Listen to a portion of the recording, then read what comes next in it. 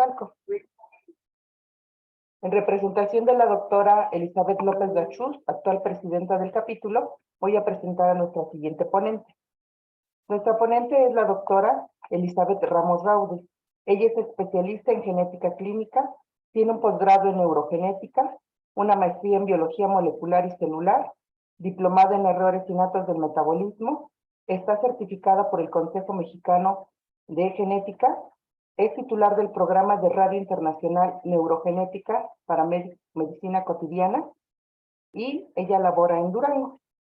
El tema actual es talla baja y talla alta, el abordaje genético.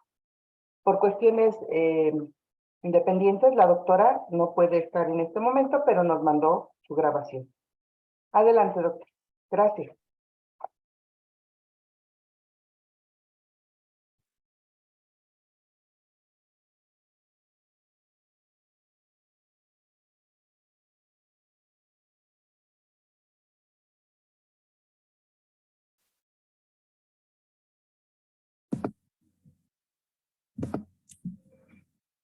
Bueno, vamos a ir empezando y que los demás se vayan uniendo si alcanzan a conectarse a la hora del taller. Bueno, yo soy la doctora Elizabeth Ramos Raude, soy médico, genetista y neurogenetista. Y la finalidad de este taller es ayudar a comprender tanto a colegas como a pacientes, cuál es el correcto abordaje en un paciente que estamos valorando por alteraciones de talla baja. En este caso sería enfocado a la talla baja. Sin embargo, pues puede aplicar gran porcentaje de esto a alteraciones de la talla. Entonces, vamos a empezar con la definición. La talla, como tal, para definir una talla baja, tiene que estar por debajo de 2 desviaciones de estándares de lo que esperamos para edad y género. Entonces, esto nos hace saber que requerimos graficar para poder comparar con la población adecuada en cuanto también considerando la edad y el género. Y cuando hablamos de una talla muy baja, que antiguamente mencionábamos como enanismo, es cuando está por debajo de 3 desviaciones estándar. Entonces es súper importante que cuando nos digan el paciente o su niño tiene talla baja, nos tienen que explicar en qué nivel de talla baja está, o sea, si realmente cumple talla baja o es talla muy baja o es solo la percepción que están teniendo. Eso es muy importante.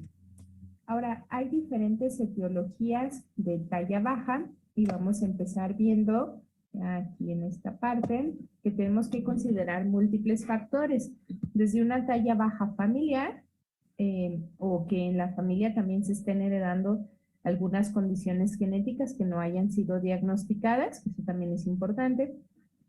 Las entidades genéticas, que las podemos dividir en alteraciones endocrinológicas, en los errores innatos del metabolismo. Recordemos que actualmente se sabe que son 1,450 condiciones que cumplen esto de errores innatos del metabolismo, que no todas se detectan en el tamiz neonatal y que, bueno, se pueden presentar desde la etapa de bebés o en la infancia, o bien incluso hasta en la etapa adulta. Entonces es importante considerar este enfoque de errores innatos del metabolismo y también las displasias óseas. Entonces, ese sería uno de los puntos importantes. Hay que mencionar también que tenemos que considerar que sean secundarias a trastornos sistémicos, pulmonares, renales, gastrointestinales. Y aquí hay que hacer énfasis que aunque sean secundarias a trastornos sistémicos o en algún tipo de trastorno específico, hay que asegurarnos de que este trastorno no tenga un origen genético, porque varias condiciones genéticas pueden dar estas alteraciones. Entonces, si vemos aquí, la etiología es bastante amplia y también hay que incluir teratógenos, que son aquellas sustancias que exponerse nuestra madre durante el embarazo a estas sustancias, pues van a afectar nuestro desarrollo. Incluso pueden generar malformaciones en el bebé, pues de la mamá que está expuesta a los teratógenos. Y la deprivación afectiva. Entonces, pero es importante que al momento de decir cuál es la causa de esa talla baja, tengamos pruebas. No puedo yo decirle a un paciente que a mí se me hace que no lo quieren lo suficiente y por eso tiene la talla baja. O sea, eso sería muy erróneo. O que a mí se me hace que tiene la talla baja porque estuvo expuesta a su mamá, no sé, tomó alcohol durante el embarazo o al tabaquismo. O sea, estos diagnósticos se hacen después de una evaluación detallada y de tener pruebas incluso que descarten las otras alteraciones para poder definir qué es la causa. Y es muy importante saber que no es hasta que el endocrinólogo quiera referir al paciente con talla baja al médico genetista. ¿Por qué? Porque hay muchísimas condiciones genéticas que se le van a pasar y que entonces si el endocrinólogo no lo ve mal formado o no detecta algunos datos que le hagan pensar en que es de origen genético, pudiera nunca enviarlo o solo enviar formas muy severas y esto no es así. Ya. Ok. Mil disculpas, se desconectó porque el internet como que nos está fallando un poco. Pero vamos a retomar. Ok, entonces, lo importante aquí es que el paciente tenga su diagnóstico certero y que sea adecuado, en un tiempo adecuado.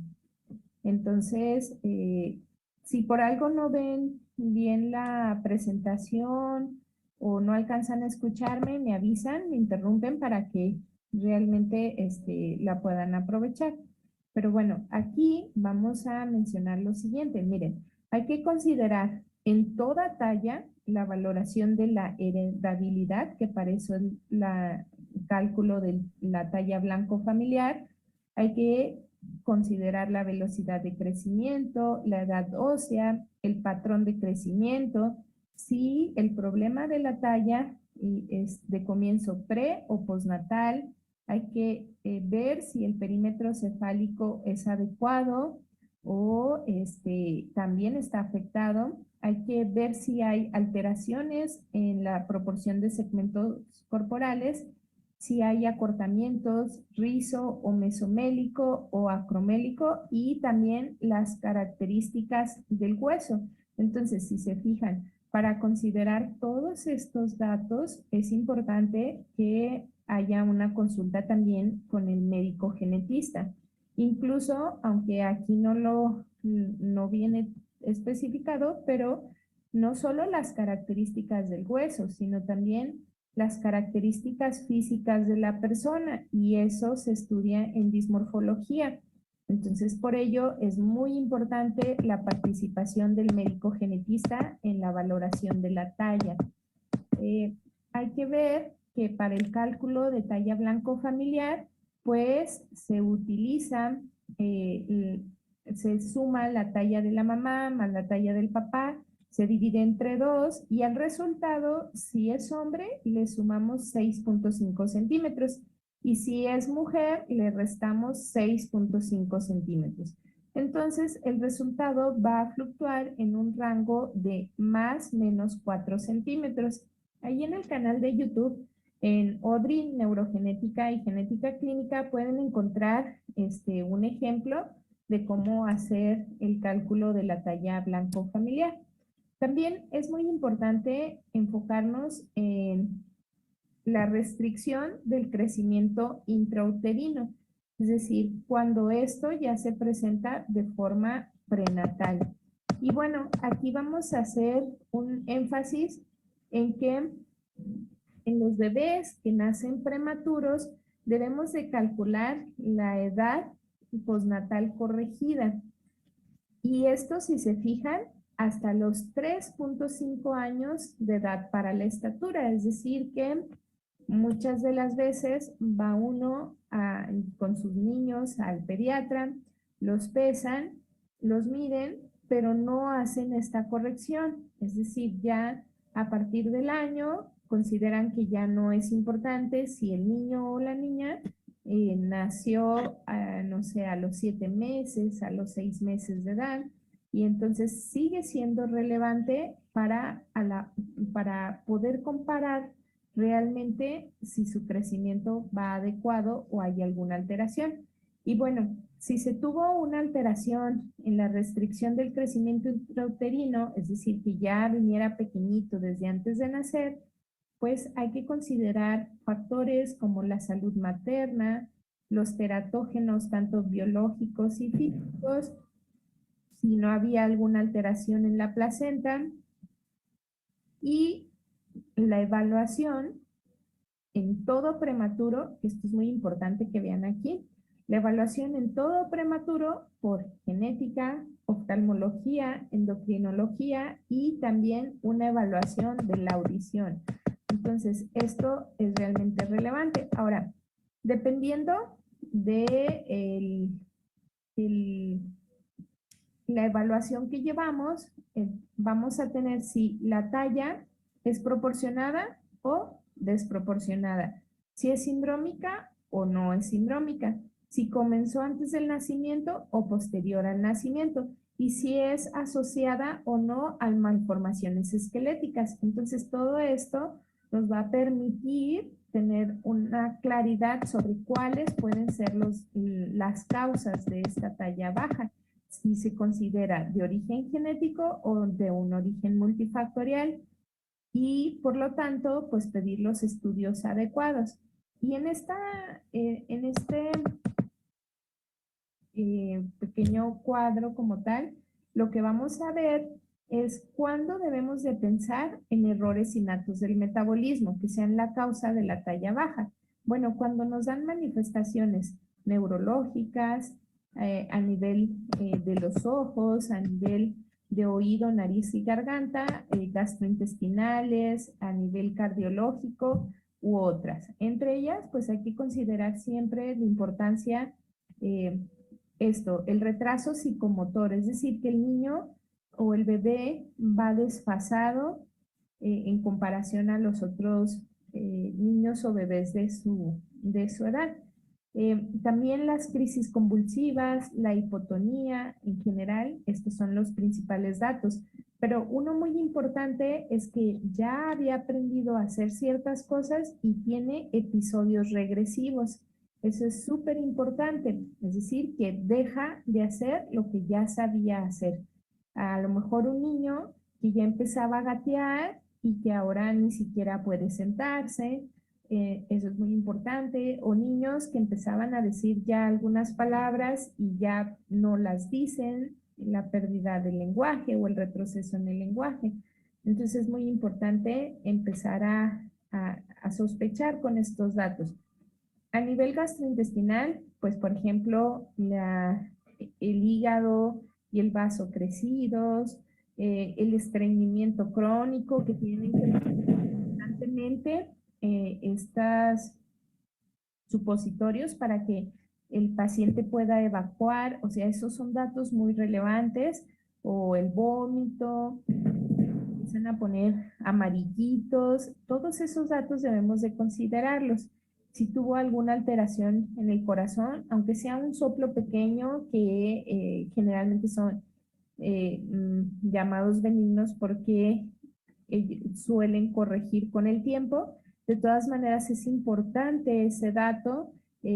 Infecciones frecuentes, si se fijan aquí de oído, o sea, son datos relevantes. Igual, pues nosotros no vamos a saber estos datos si no es porque el médico lo evalúa, pero como médicos, pues también prestar atención, mucha atención en la acidosis, las hipoglicemias, en la valoración oftalmológica, las cataratas, o sea, otras alteraciones que tenemos que buscar y descartar. Si nosotros no valoramos por completo al paciente, no lo referimos, pues nunca vamos a saber si realmente está o no presentando como tal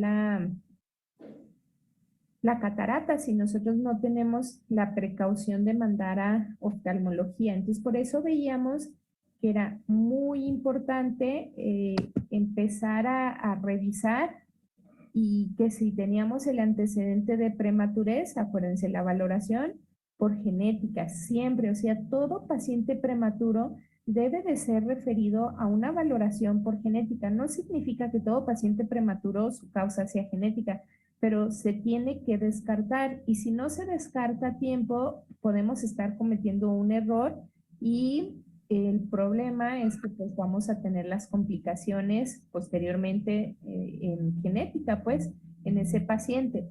Y también recuerden que la valoración era oftalmológica y endocrinológica, que era súper importante, y valorar la audición.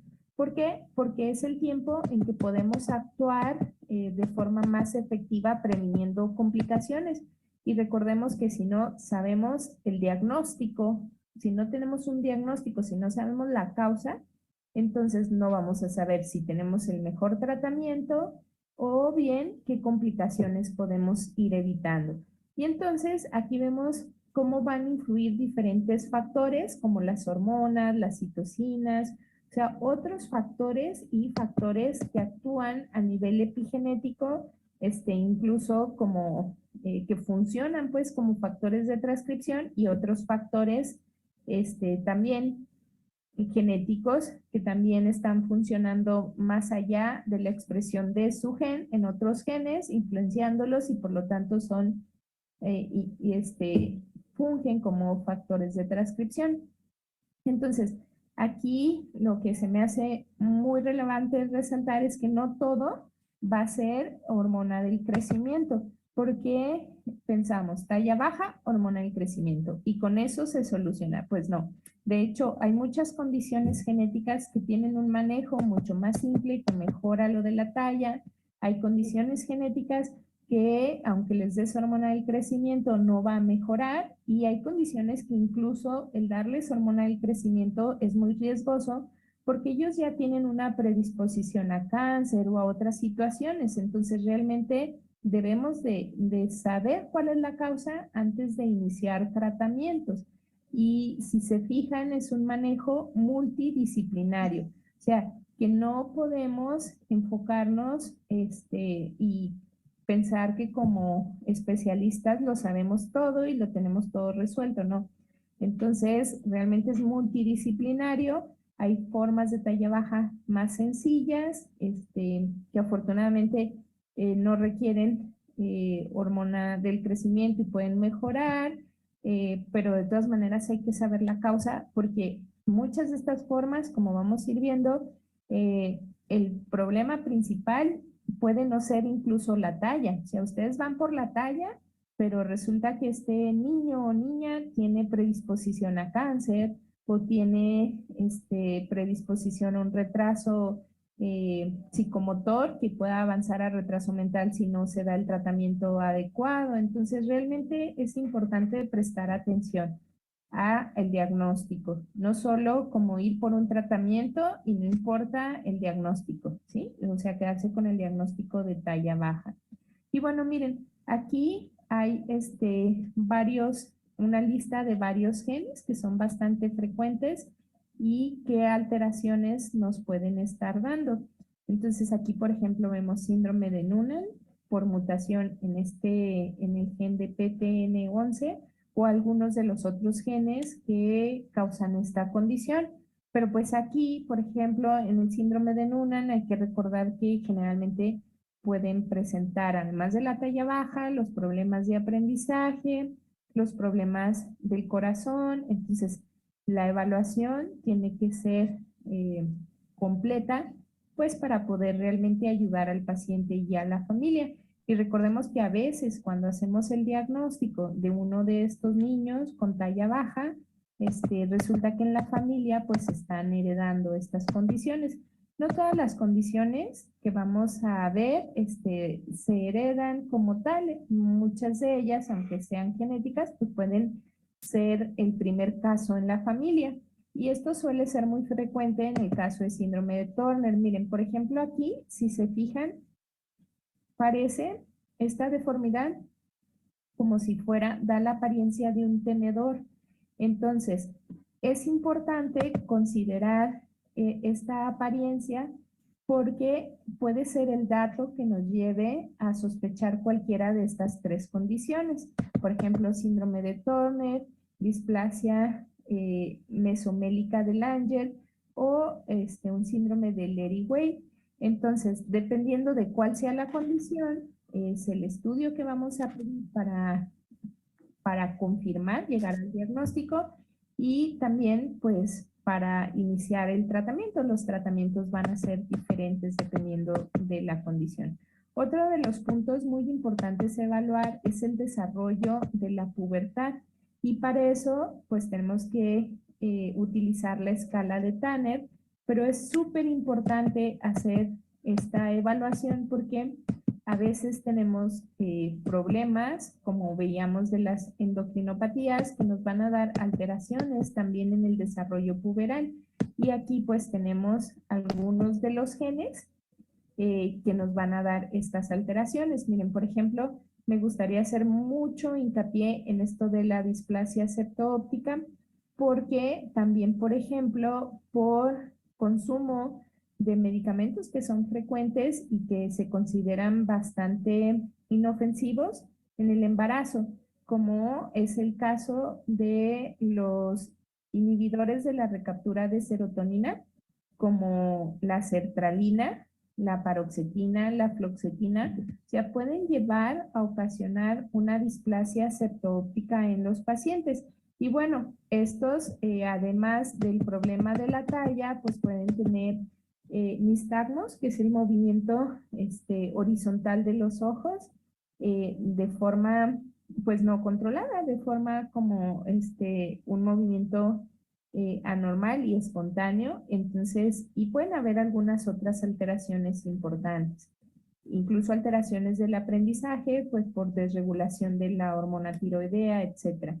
Entonces, tenemos que tener como este panorama tan amplio para saber que, bueno, se está evaluando de forma adecuada a nuestro hijo o hija, o bien, si somos médicos, saber qué parte de la evaluación nos está faltando y es muy importante que si nos falta, pues que aprendamos qué está faltando y lo empecemos a implementar en nuestras consultas. Entonces, aquí, bueno, es para el cálculo de la velocidad de crecimiento. Pues les recuerdo que este video lo vamos a subir a nuestro canal de YouTube y que ya con más calma pueden tomar nota o pueden percatarse de algunos detalles que se les estén pasando en este momento. Pero bueno, para la velocidad de crecimiento tiene que haber pasado un periodo mínimo de 3 meses entre cada evaluación. Es decir, que en la primera consulta, si es que alguien más no lo ha evaluado, no podemos hacer este cálculo de la velocidad de crecimiento. Sin embargo, si su pediatra lo acaba de evaluar hace 3 meses o hace 6 meses y llega por primera vez a la consulta de genética y nosotros tenemos el dato de hace 3 meses o 6 meses, pues sí podemos realizar el cálculo, que es lo ideal, porque a partir de hay que calcular lo de patrones del crecimiento. Y también pues hay que solicitar una radiografía, evaluar la edad ósea. Nosotros como genetistas generalmente utilizamos este método que nos basamos en la osificación de los huesos de la muñeca. Sin embargo, en endocrinología pues hacen una evaluación mucho más detallada con este otro método, pero sí les lleva pues entre 1 hora a 2 horas la pura evaluación de este método, pero les permite saber si el crecimiento va simétrico, asimétrico, la respuesta a diferentes tratamientos como la hormona del crecimiento. Entonces, bueno, para cada uno de estos detalles vamos a ir haciendo unos mini videos que generalmente duran medio minuto o un minuto, pero que nos permiten ampliar la aplicación de estos conocimientos. También otra cosa importante a evaluar es la edad dental, es decir, si es simétrica, si es asimétrica. Muchas de las condiciones genéticas no son malformativas, no son enfermedades, pero nos predisponen a enfermedades como hipotiroidismo, como talla baja, como ansiedad, muchas otras alteraciones. Pero aquí lo más importante es que muchas de las condiciones genéticas van a tener una simetría en la erupción dental, tanto residual como permanente. Y es muy importante saber que, por ejemplo, los primeros dientes que deben de salir son los incisivos centrales inferiores. Si se fijan aquí, estos deben de salir a los 6 meses y posteriormente continúan los incisivos centrales superiores. Pero muchas de las veces tenemos pacientitos que antes de que salieran estos dientes empezaron a salir estos, o primero salieron los de arriba y no los de abajo. Entonces todo eso tiene que ver, en muchas de las ocasiones son como pequeños datos que nos orientan a que genéticamente su programación viene distinta. Y es importante considerar esto. Por lo tanto, hay que evaluar también lo de la erupción dental. Recordar que en el hipotiroidismo, pues también vamos a tener un desfase y los dientes, cuando esperamos que ya salgan, todavía no han salido, no han brotado. Entonces, todo esto es muy importante considerar. También saber que en diferentes condiciones genéticas pueden no salir todos los dientes y que a veces preguntamos y papá o mamá igual no tenían ese diente, no brotó en ellos. Entonces, todos esos datos son relevantes. Otro de los datos muy importante a valorar son las fontanelas. La fontanela anterior es la que debemos de palpar. Sin embargo, muchas de las veces podemos estar palpando la fontanela posterior y eso ya nos habla de que del proceso de maduración que está llevando ese bebé. Y aquí tenemos, les menciono que vamos a ir subiendo mini videos donde puedan evaluarse cada dato en particular, pero aquí tenemos la edad de cierre de la fontanela anterior, es al año, más o menos 4 meses, y la posterior, pues esperamos encontrarla cerrada al nacimiento. Sin embargo, si el paciente es prematuro o si el paciente tiene incluso deficiencia de vitamina D o algo más severo como hipotiroidismo, etcétera, pues obviamente esto lo vamos a encontrar alterado. Y esto como papás pues lo pueden notar y también el médico pues debe de buscarlo y evaluar a detalle. Y bueno, otro de los datos en los varones que es importante considerar es la evaluación de la longitud, tanto del pene como del volumen de los testículos.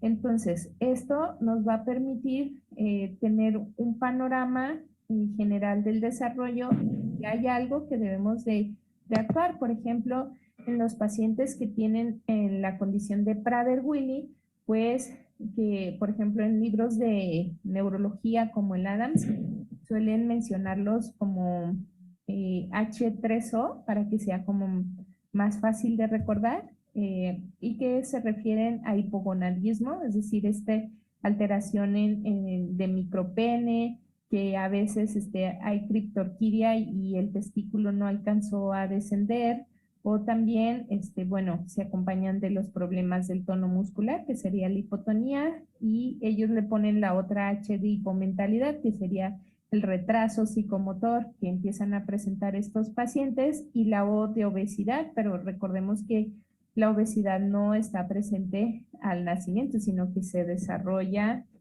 posteriormente. Y bueno, entonces nos puede tocar ver un bebé realmente flaquito con estas alteraciones, pero es importante hacer las mediciones y comparar con pacientes de su edad, o sea, las mediciones con pacientes de su edad y si son mexicanos, pues con pacientes mexicanos. Por lo tanto, hay que buscar estas tablas adecuadas. Y bueno, desde el principio mencionábamos que como la definición de talla baja es menos 2 desviaciones estándar, quiere decir que nosotros tenemos que graficar y pues para poder realmente realizar esta comparación. Y dependiendo de la edad del paciente, es que vamos a recomendar unas u otras gráficas. Por ejemplo, antes de los 2 años se suele utilizar las gráficas de la OMS y después de los 2 años las gráficas del CDC. Recordemos que no siempre tenemos gráficas para todas las condiciones genéticas y también no siempre tenemos gráficas de todas las poblaciones a nivel internacional, entonces por eso se recomiendan esto. Sin embargo, para cuando nosotros buscamos desproporción de segmentos y cálculos de las desviaciones estándar, lo que utilizamos también son las tablas de Ramos-Galván para hacer los cálculos específicos en genética. Sin embargo, también hay unas tablas del CDC que nos pueden permitir hacer cálculos si tenemos algunos pacientes que tengan algún otra, que sean, por ejemplo, de Estados Unidos, etcétera, pues también tenemos esas opciones. Pero bueno, como estamos en México y somos mexicanos, lo que más usamos es esta parte. Y entonces aquí lo que tenemos es que la talla tiene una distribución normal. Por eso vemos esta campana de Gauss y en base a esto es que se hacen lo de las gráficas y se hacen los percentiles. Y vamos a ver que el 5%, el 95% va a quedar en esta parte de normalidad. Sin embargo, el 2.5% va a tener talla baja y el 2.5% va a quedar en el extremo que sería lo de talla alta. Sin embargo, pues bueno, nosotros lo que nos interesa es comprender cómo vienen las gráficas, cómo nos pueden ser útiles y dependiendo de las desviaciones estándar, cuántas desviaciones estándar está por debajo, es que tenemos la probabilidad de que sea una condición genética y también de que sea grave. Hay que recordar que hay condiciones genéticas que son leves, afortunadamente, y que pueden incluir talla baja, pero que puede ser reversible. Sin embargo, también hay condiciones que nos van a dar lo que antes mencionábamos como enanismo y que ahorita se menciona como talla muy baja. Y entonces aquí tenemos que, por ejemplo, las desviaciones estándar, que esté entre menos 2 y menos 2.5 desviaciones estándar, pues la probabilidad de que sea una enfermedad como tal, pues está entre un 40 y un 60%, y también se puede considerar una deficiencia hormonal que exista, pero leve a moderada. Sin embargo, si se fijan acá, cuando está de menos 3 a menos 6 desviaciones estándares, pues ya una talla muy baja, que antes entraría en lo de enanismo.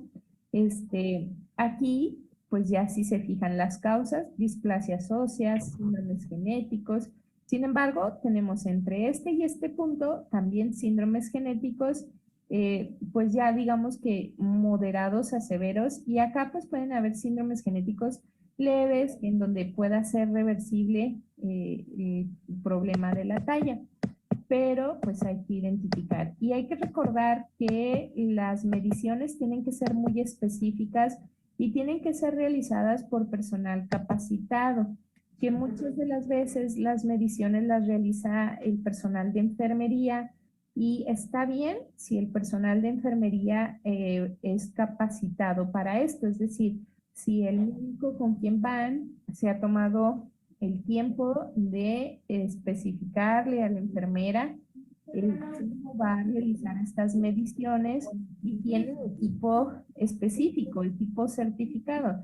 No podemos nada más en la báscula rutinaria subir al paciente y con el estadímetro que está ahí y en algunos tomarlos con los zapatos puestos y otros sin los zapatos puestos. No, porque realmente nos va a dar una variación y esa variación puede hacer la diferencia entre un diagnóstico adecuado y un diagnóstico erróneo y por lo tanto de un tratamiento adecuado y oportuno a un tratamiento ineficiente, incluso que puede ser costoso y de todas maneras pueda ser incluso perjudicial. Y bueno, también hay que considerar características para realizar la medición. Aunque tengas el equipo adecuado, hay posiciones que debes de considerar para realizar una buena medición. Les digo que toda esta información iremos subiendo mini videos para que puedan ir perfeccionando estos datos, porque intentar perfeccionarlos todos en esta plática pues nos desvía de la idea que es dar un panorama general para tanto pacientes o familiares que tengan algún niño o niña con talla baja, pero también para colegas, ya sean pediatras, neuropediatras, endocrinólogos pediatras o genetistas, si algo de la evaluación de talla no está siendo correcto, pues que puedan corregirlo o implementarlo si es que les está faltando. Y bueno, los patrones de crecimiento, podemos tener estos patrones, es decir, el normal, o bien para talla alta, pues un patrón de crecimiento adelantado o un patrón de crecimiento acelerado. Y aquí si se fijan, lo que consideramos es velocidad de crecimiento, edad ósea y, y si es o no patológico. Es decir, si consideramos que pueda ser temporal o consideramos que ya es una enfermedad y que hay que buscar qué más se puede hacer y qué más complicaciones podemos tener. Eso es importante. Y luego tenemos acá, en cuanto a lo de talla baja, estos que sería un patrón intrínseco, un patrón retardado, un patrón atenuado. Entonces, cada uno de estos es el resultado de una evaluación detallada que nos permite decir, el paciente tiene un patrón de baja atenuado, si es patológico, muy probablemente la causa sea esta o esta otra. Entonces, para ello, pedir los estudios complementarios adecuados. Y bueno, aquí, si se fijan, hay que medir también el perímetro cefálico y hay estándares que nos permiten saber cuánto esperamos que vaya creciendo la cabecita del bebé. Por ejemplo, del nacimiento a los 3 primeros meses va a crecer 2 centímetros por mes el perímetro cefálico. Eso es lo normal. Entonces, miren, el bebé debió de haber nacido con un perímetro cefálico de 35 más menos 2 centímetros. Quiere decir que desde 33 a 37 centímetros lo consideramos normal. Y entonces, ese perímetro cefálico debe de permanecer aumentando. Por ejemplo, si nació con 35 centímetros de perímetro cefálico y lo vemos al mes de edad, debe de haber aumentado a 37 centímetros. Si esto no está pasando, es un poco de alarma, porque recordemos que lo que hace que crezca el cráneo como tal es la formación de neuronas, el crecimiento del cerebro. Entonces, si ese cráneo no está creciendo así, puede ser porque el cerebro no está formando realmente la cantidad de neuronas que requiere formar, o bien porque hubo el cierre prematuro de las fontanelas y entonces ahí ya es diferente. Por ejemplo, cuando cierran de forma prematura, pues se llama craneosinostosis y se requiere de una cirugía para evitar que se estén muriendo las neuronas que se están formando, pues porque no tengan como para dónde irse expandiendo.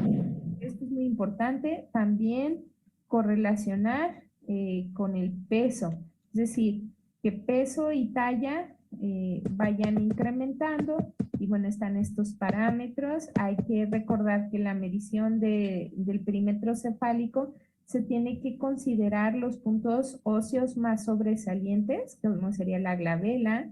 A nivel lateral pues sería el eurion o los eurion pues, y a nivel posterior sería el opistocráneo.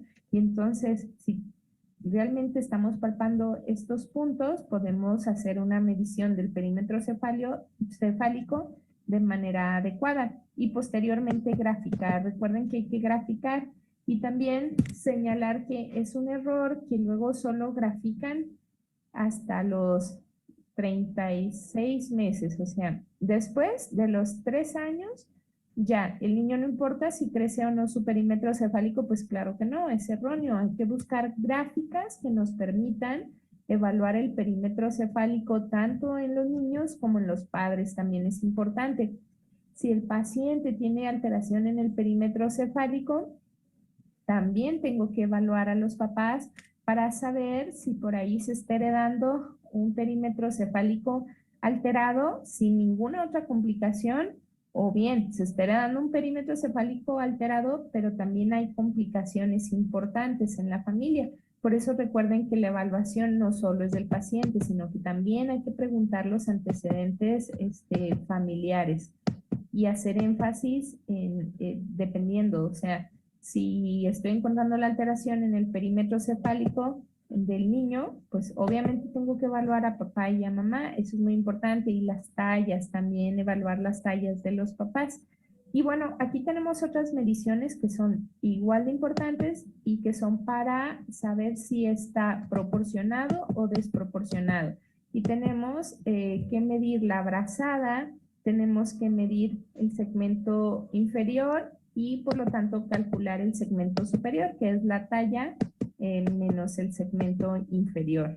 Y también considerar si tenemos problemas a nivel de la masa corporal, del peso, ya sea que estén por debajo o que estén en sobrepeso u obesidad.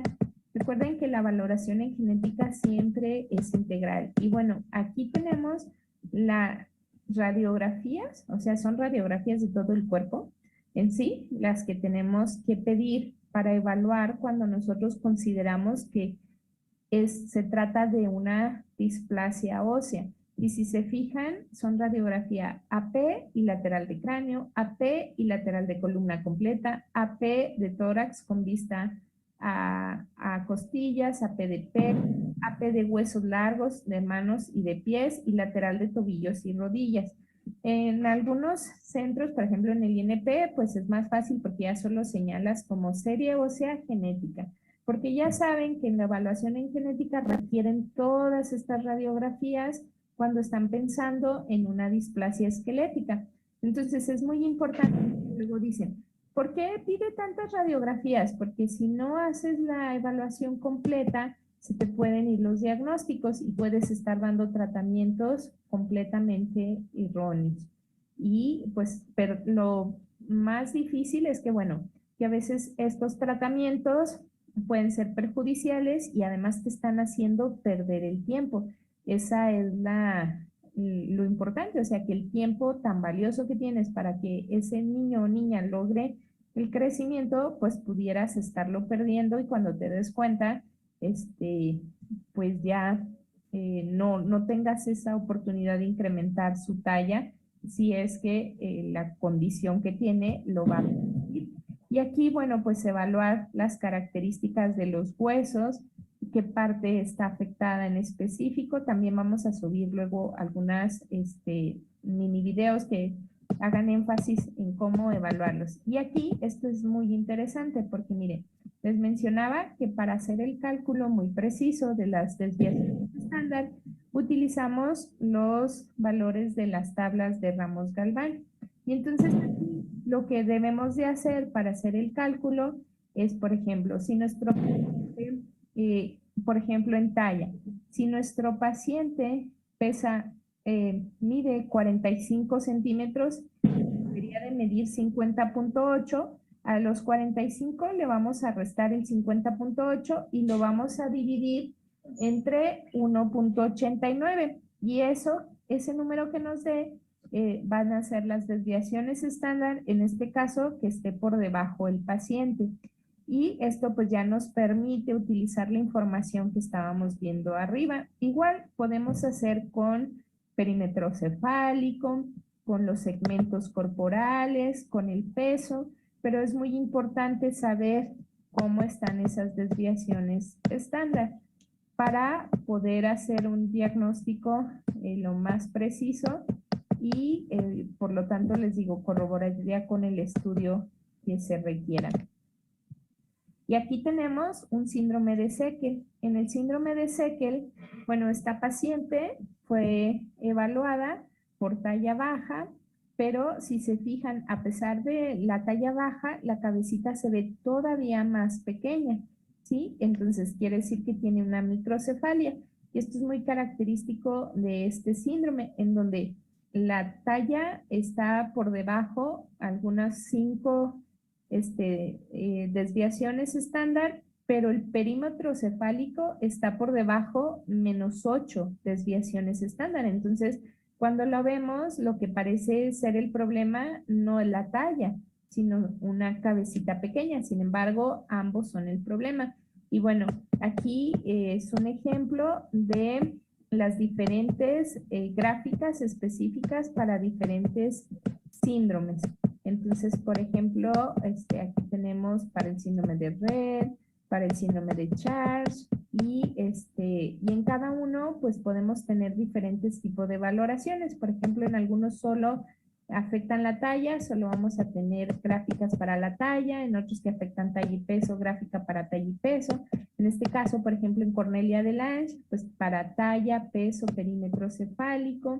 Entonces, y algunos, condiciones genéticas que van a dar alteración en la talla baja, que van a dar alteración en la talla, pero que tienen tratamientos específicos. Tenemos las gráficas antes del tratamiento y posterior al tratamiento para ir evaluando que realmente está haciendo su curva de crecimiento normal para su condición, pero que no se nos está desfasando como tal. Por ejemplo, aquí tenemos la gráfica ya para talla, pero en pacientes que ya tuvieron trasplante de células hematopoyéticas para esa condición. Entonces, si se fijan, esto es muy extenso y ya cada vez más especializado dependiendo de los tratamientos, de la condición, de lo que va a afectar. Entonces, lo que deben de hacer cuando van al pediatra o lo que su pediatra debe de hacer es, uno, realizar la gráfica, la medición y compararla en la gráfica, pero no solo con la medición, sino también comparar con la gráfica de la talla blanco familiar. Entonces, determinar si realmente está teniendo o no una talla baja y en cuanto se detecta la talla baja, la valoración se debe de hacer bastante completa y esto incluye al médico genetista. Y bueno, una vez que se tiene ya el diagnóstico, pues ya dependiendo del diagnóstico va a ser el tratamiento, pero miren, son muchísimas gráficas dependiendo de las condiciones y lamentablemente no todas las condiciones ya cuentan con su propia gráfica, pero pues se espera que en un futuro realmente cada condición tenga su propia gráfica. Actualmente, por ejemplo, a los pacientes con síndrome de Down, pues hay que graficarlos en las gráficas para síndrome de Down y esto hace una gran diferencia porque generalmente le están diciendo a la mamá, no, es que la talla va muy baja, es que no le da bien de comer, algo está haciendo mal. Entonces la mamá genera ese sentimiento de impotencia, de culpabilidad, y luego cuando graficas ese paciente con síndrome de Down que quedaba bajo en las gráficas normales, pues, y lo graficas en sus gráficas normales, pero para síndrome de Down, te das cuenta que pues va incluso de los más altos en la gráfica de síndrome de Down, y eso realmente pues quita ese sentimiento de frustración a los padres, te deja ser objetivo y ser realista, o sea que realmente comparado con su condición, pues realmente está teniendo un buen desarrollo. Y en fin, bueno, esa sería la finalidad de esta plática. Vamos a pasar todas las diapositivas de las gráficas para que se den una idea de que son bastantes gráficas muy específicas, aunque faltan la mayoría, pero bueno, ya si tienen pacientes con estas condiciones, pues ya saben que existen estas gráficas. Incluso hay gráficas para pacientes con parálisis cerebral infantil o para pacientes que utilizan silla de ruedas. Entonces, eso es importante. Miren, por ejemplo, aquí, vamos a ver esta parte. Dice, gráficas para pacientes con parálisis cerebral infantil. Y entonces, cuando uno le dan una de estas, pues sale la gráfica.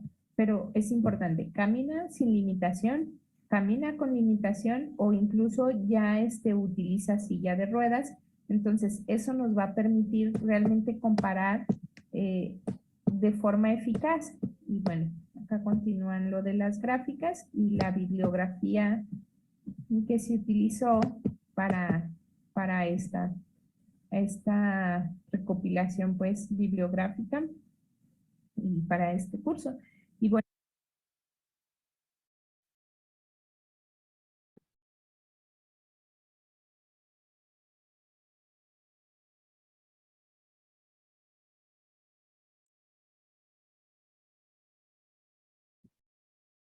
pues agradecemos por esta vía a la doctora Elizabeth Ramos Raudry su participación. Les comentaba que por cuestiones de salud, ella tuvo que enviar su sesión grabada y no se podrá conectar para la sesión de preguntas. De todas maneras, ella pueden localizarlo en el canal de YouTube que comentó, de Genética Audrey. Tiene su página web y recientemente publicó un libro acerca de talla baja también. Y ya puse en el chat el correo de la doctora, es poetas.audrey@hotmail.com. Ella nos comenta que cualquier duda que tengan se la pueden enviar y en el asunto solamente comentar que es de la sesión del capítulo Coacalco para que ella les dé la respuesta en breve. No sé si tengan algún comentario. De todas maneras, nos estaremos viendo la próxima sesión, que es 14 de marzo, con un tema de medicina del deporte, y pues los estaremos esperando. Agradezco al doctor Víctor su apoyo siempre con nosotros y les mandamos un fraternal abrazo. Preguntan cuál es el canal de YouTube. Es Audrey Genética, o lo pueden buscar igual, doctora Elizabeth Ramos Raudry. También ahí se encuentra su canal y ahí tiene pues muchos temas interesantes que se van a sorprender. Audrey Neurogenética, así es, doctor Víctor, gracias. ¿Algún comentario más que tengan? Por el chat podemos ver sus preguntas.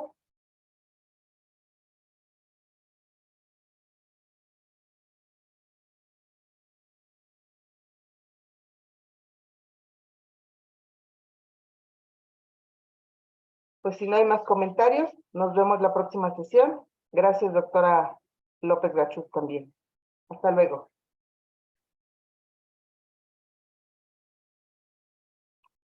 Perdón, pregunta a la doctora Mónica Sánchez que para qué están colocando el correo. Está el correo de la doctora, no sé si ya lo ubicaron.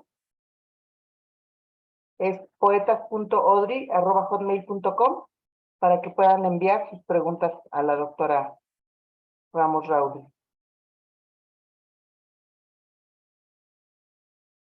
Buenas noches.